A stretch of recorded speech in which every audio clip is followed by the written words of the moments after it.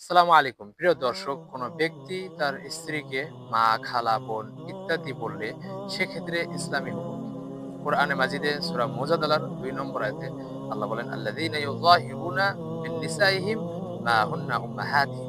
এই আয়াতের আলোকে এই কাজকে নিষেধ করা হয়েছে, হারাম করা হয়েছে। যারা এমনটি করে তারা তাদের স্ত্রীর সাথে সহবাস করতে পারবে না যতক্ষণ না এর কাফফারা আদায় করে। এর কাফফারা কি? আল্লাহ রাব্বুল আলামিন উক্ত সূরার ৩ এবং ৪ নম্বর আয়াতে বলেন, "ফাতাহরিরু রাকাবাতিন।" তাকে একজন দাস মুক্ত করতে হবে। এক্ষেত্রে সে যদি সক্ষম না হয়, ফাসিয়ামু শাহরাইনি মুতাতাবিআইন, একটানা ২ মাস রোজা রাখতে হবে। এতেও সক্ষম না হলে ফাইতআমু সিত্তিনা মিসকিনান, ৬০ জন মিসকিনকে আহার করতে হবে। এর পূর্বে কোনো মতেই সেই স্ত্রীর সাথে সে সহবাস করতে পারবে না।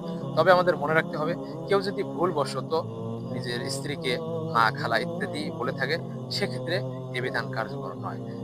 আল্লাহ রাব্বুল আলামিন আমাদের দর্শকদের হৃদয়কে নরম করে দিন, যেন তারা আমাদের চ্যানেলটি সাবস্ক্রাইব করে ভিডিওগুলো বেশি বেশি লাইক ও শেয়ার করে। আমিন।